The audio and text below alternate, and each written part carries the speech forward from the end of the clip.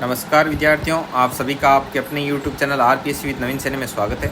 विद्यार्थियों, हम पढ़ रहे थे अपवा तंत्र और अपवा तंत्र में आज हम व्यास नदी से पढ़ेंगे। तो देखो, व्यास नदी है वो, इसका उद्गम है वो रोहतांग दर्रे के निकट व्यास कुंड से होता है। इसका प्राचीन नाम विपाशा है और इसका संगम है वो सतलज नदी में होता है। ठीक है। और हरि के बैराज जो है, जहाँ से इंदिरा गांधी नहर निकलती है, वो व्यास एवं सतलज नदियों का संगम होता है हरि के बैराज में यहाँ। और इंदिरा गांधी नहर यहाँ से निकाली गई है और इस नदी पर पोंग परियोजना बनाई गई है हिमाचल प्रदेश में। अगला है सतलज नदी। तो सतलज नदी का उद्गम भी मानसरोवर झील के निकट राकसताल नाम की जगह से होता है। इसकी सहायक नदी व्यास है, प्राचीन नाम इसका सतुद्री है। लुधियाना और फिरोजपुर नामक शहर इसके किनारे बसे हुए हैं। और सतलज नदी सिपकिला दर्रा हिमाचल प्रदेश से होकर भारत में क्या करती है, प्रवेश करती है। ठीक है। तो ये दो नदियाँ क्या कल वाला पढ़ रहे थे ना, तो उसमें बाकी रह गई थी। आज क्या है, तो आज का जो मेन टॉपिक है ना, वो है अपना गंगा नदी तंत्र। लेकिन कल क्या वीडियो को कर दिया यहीं फिनिश, तो इसको मैंने सोचा आज एक बार रीड कर लेते हैं। ठीक है। तो आप भी इसको थोड़ा ध्यान से देख लेना। तो चलिए, ये इतना हो गया, अब आगे बढ़ते हैं। देखिए विद्यार्थियों, ये देखो मेरे RPSC विद नवीन सैनी लोगों के साथ जो ये PDF है, बहुत ही शानदार PDF है। इस PDF को आप परचेज करना चाहते हैं तो आपको यहाँ पे ऊपर जो नंबर दिए गए हैं, इन नंबर पर अपना नाम और डिस्ट्रिक्ट लिख के सेंड करना होगा और फिर आपको ये PDF मिल जाएगी। तो आप इन नंबरों पर मैसेज ज़रूर से ज़रूर कर देना। तो चलिए आगे बढ़ते हैं। अगला है गंगा नदी तंत्र। तो देखो, गंगा नदी तंत्र वही होता है, नदियाँ, उसकी सहायक नदियाँ वगैरह।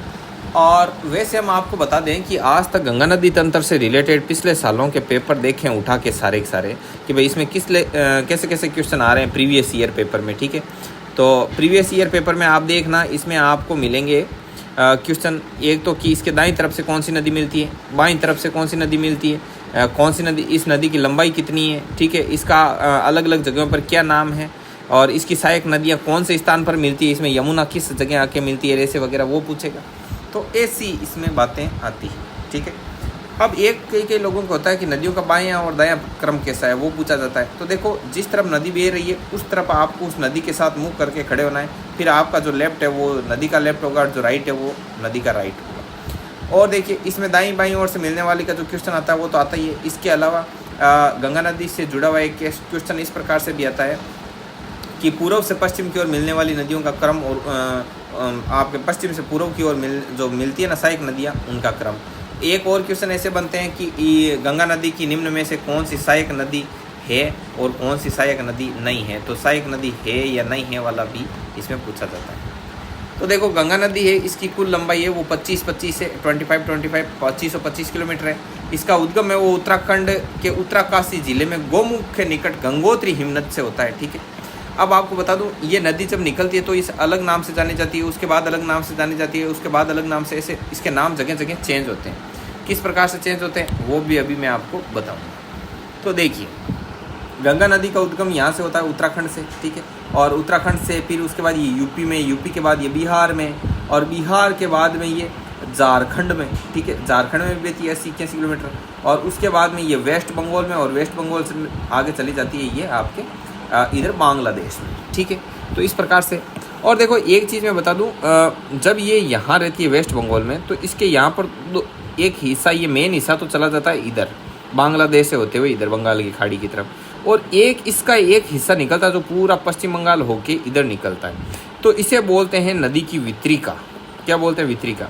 देखो, जैसे वितरिका किसे बोलते हैं और सहायक नदी किसे बोलते हैं। जैसे ये नदी बह रही है और इसमें पास में से आकर के कोई, जैसे ये पिंक कलर में देखो, ये आके नदी इसमें मिल गई, तो ये नदी थे इसकी सहायक नदी। ठीक है।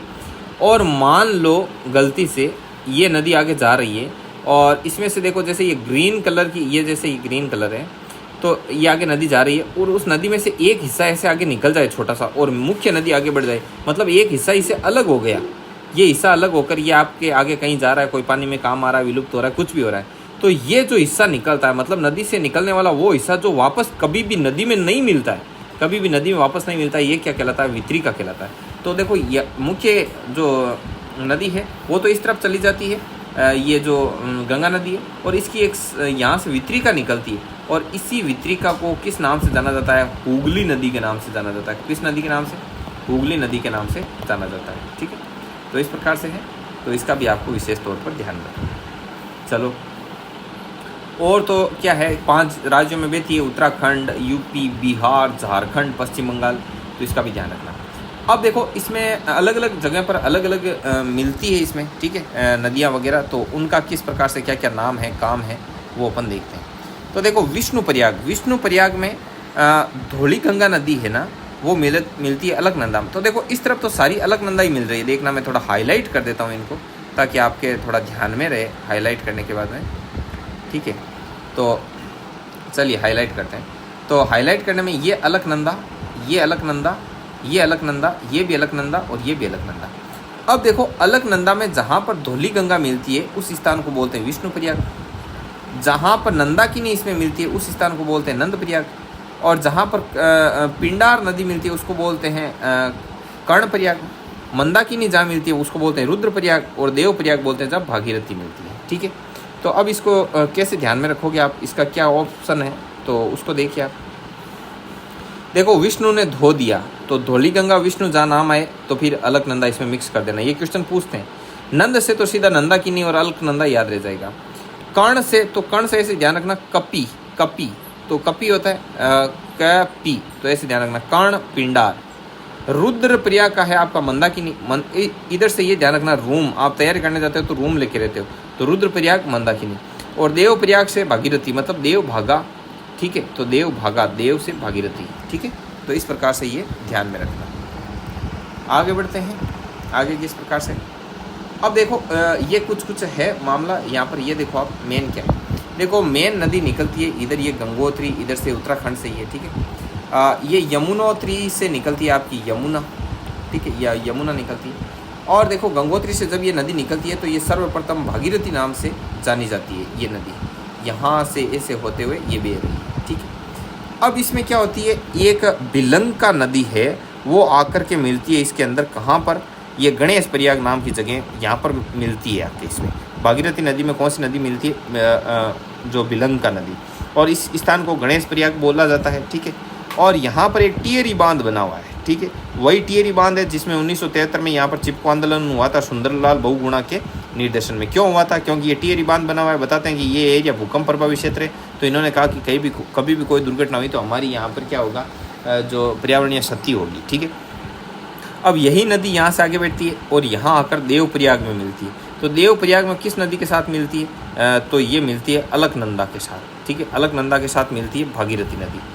अब देखिए ये कर्णप्रयाग है, कर्णप्रयाग में यहाँ क्या होता है, इधर से देखो कौन सी नदी आती है, इधर संतोपत ग्लेशियर से अलकनंदा नदी निकलती है, और फिर ये रास्ते में बद्रीनाथ आता है, और इसमें जो मिला ये ग्लेशियर है, यहाँ से धौलीगंगा नदी निकलती है जो कि विष्णुप्रयाग में अलकनंदा नदी से मिलती है।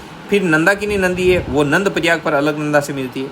फिर पिंडार नदी है वो कर्णप्रयाग पर मिलती है अलकनंदा से, और ठीक है ये आ गई। और जो देवप्रयाग में तो ये खुद मिल जाती है इसमें, ठीक है। और जो मंदाकिनी नदी है, ये मंदाकिनी नदी भी इसके अंदर मिलती है, ठीक है। तो ये चीज़ यहाँ पर आ गया केदारनाथ वाला। अब देखो, अब ये देवप्रयाग में जहाँ पर मंदाकिनी और ये अलकनंदा और भागीरथी यहाँ पर मिलती है, ये देवप्रयाग, और इसके आगे ये नदी जानी जाती है गंगा नदी के नाम से। गंगा नदी भागीरथी और अलकनंदा का मिश्रण है। अब आगे इस पर जगह आती है ऋषिकेश, ऋषिकेश के आगे हरिद्वार। तो अब देखो ये यहाँ पर जब नदी आती है ना, इससे पहले जो ये नदी है ना, ये नदियों का सारा सिस्टम पहाड़ों में, और इसके आगे किस में है, गंगा नदी मैदानों में है। तो गंगा पहाड़ों को छोड़कर मैदानों में यहाँ पर प्रवेश करती है, इधर हरिद्वार से आगे है ना, ठीक है। अब देखो ये सब उत्तराखंड में स्थित है। इतना जो मामला अभी अपन ने झमेला पड़ा है ना, ये पूरा का पूरा कहाँ स्थित है, ये उत्तराखंड में स्थित है। तो देखो उत्तराखंड के लोग बहुत ही लक्की हैं, बहुत पानी में रहते हैं, इधर तो अपने सूखा ही सूखा है। तो आगे देखिए, अब देखो वितरिका क्या होता है, सहायक नदी। तो वितरिका उसे कहते हैं जो मुख्य नदी से निकलने वाली छोटी नदी, जो उसमें पुनः कभी नहीं मिलती। और सहायक नदी वो होती है जो मुख्य नदी में मिलने वाली नदी, जिसका आधार तल मुख्य नदी से ऊंचा होता है। आधार तल मतलब ये नदी बह रही है मुख्य नदी, तो ये नीची है, और ये सहायक नदी ये ऊंची होती है, तभी तो ये इसमें आके गिरती है, इसका पानी इसमें आता है। तो ये होती है सहायक नदी। अब एक गंगा नदी में बाईं ओर से मिलने वाली नदियाँ वगैरह ये है। तो ये सारा कंटेंट है वो अपन नेक्स्ट वीडियो में पढ़ेंगे, छोटे छोटे वीडियो बनाएंगे, आराम से अपन इसको कवर कर लेंगे, ठीक है विद्यार्थियों। मैं बता दूं इंडियन ज्योग्राफी के अब केवल 13 वीडियो और आएंगे। 13 दिन में ये इंडियन ज्योग्राफी आपकी कंप्लीट है। तो मिलते हैं नेक्स्ट वीडियो में, तब तक के लिए जय हिंद, जय भारत।